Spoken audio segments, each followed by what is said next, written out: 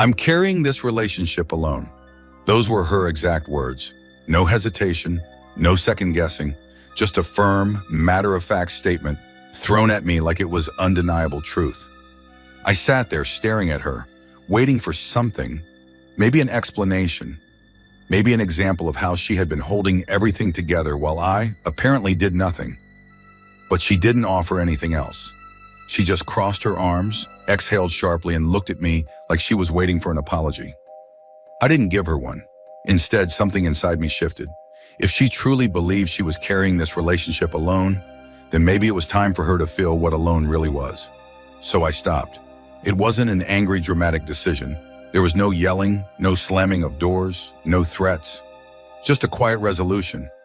I wouldn't argue. I wouldn't try to prove my worth with words. I would simply step back. The next morning, I didn't wake up early to make coffee like I always did. She came downstairs looking at the empty coffee pot like it was some kind of mistake. I could see the gears turning in her head. Had I just forgotten? Was I running late? But I sat at the table scrolling through my phone, acting as if nothing had changed. She made her own coffee. When she was done, she left the pot there. Normally, I would have cleaned it up before heading to work. Not this time. That night when we got home, I didn't ask what she wanted for dinner. I didn't pull out ingredients. Didn't start cooking like I always did. I sat on the couch, turned on the TV, and waited. I could feel her glancing at me from the kitchen, hesitating.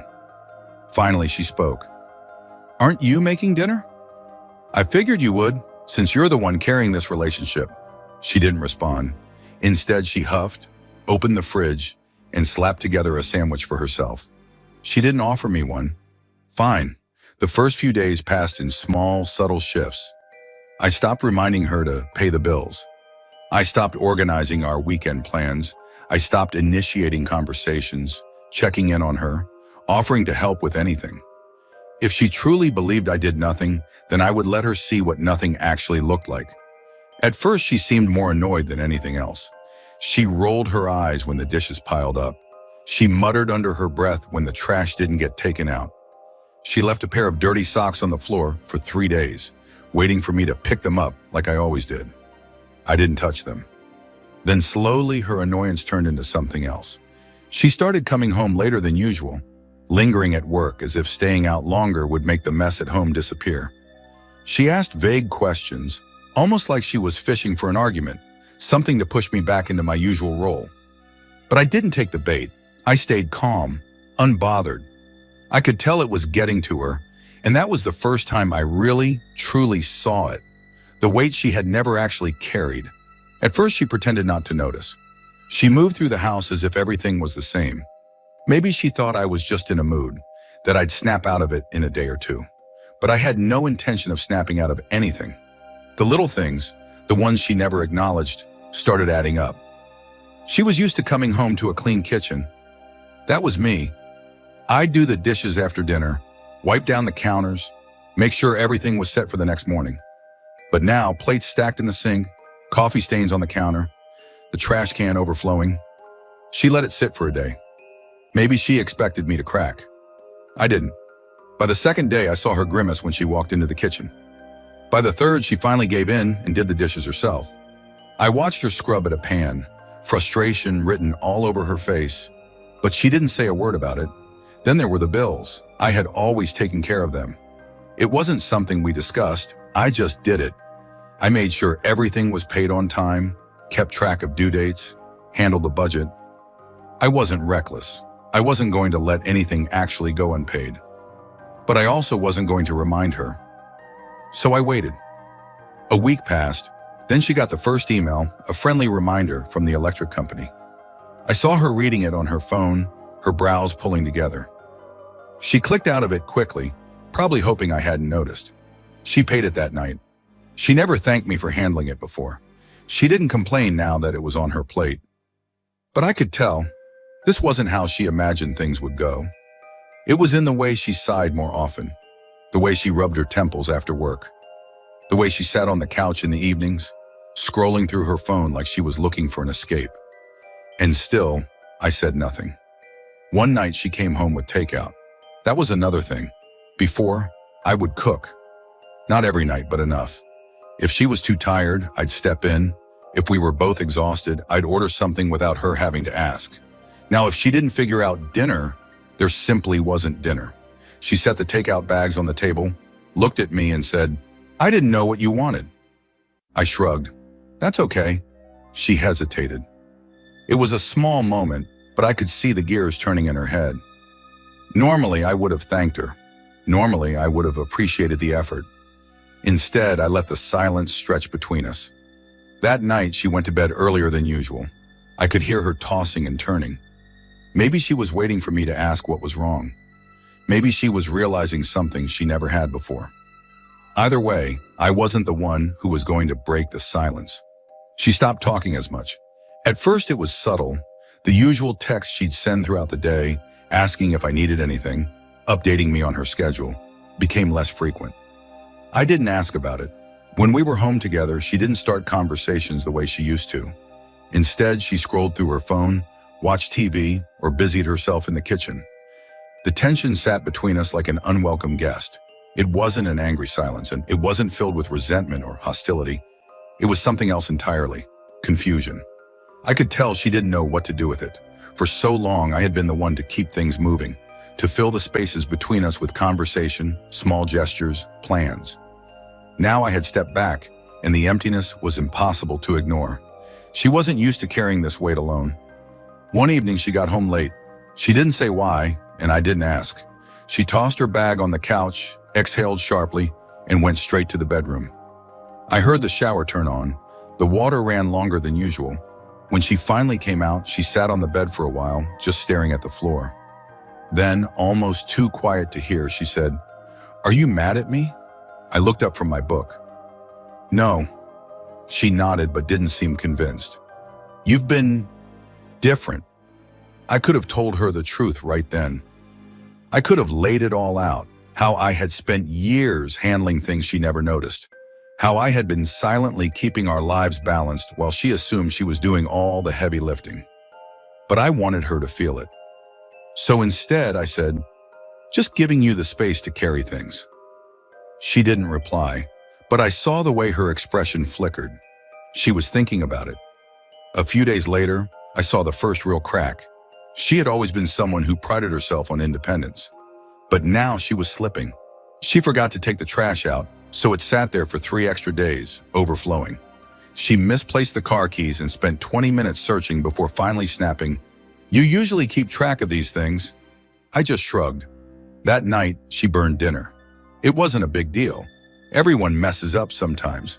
But instead of laughing it off or ordering something else, she just stood there, staring at the pan like she wanted to throw it across the kitchen. I waited. Finally, she exhaled, her shoulders slumping. "I don't get it," she muttered. "Get what?" She hesitated, then shook her head. "Never mind." She was starting to feel it. Not just the weight of the tasks, but the absence of something she had never truly appreciated. The quiet effort, the unnoticed work, the stability I had provided without ever asking for recognition. Now it was her turn to figure out how to handle it. She started waking up tired. Not the usual morning grogginess, but something deeper. The kind of exhaustion that settles into your bones.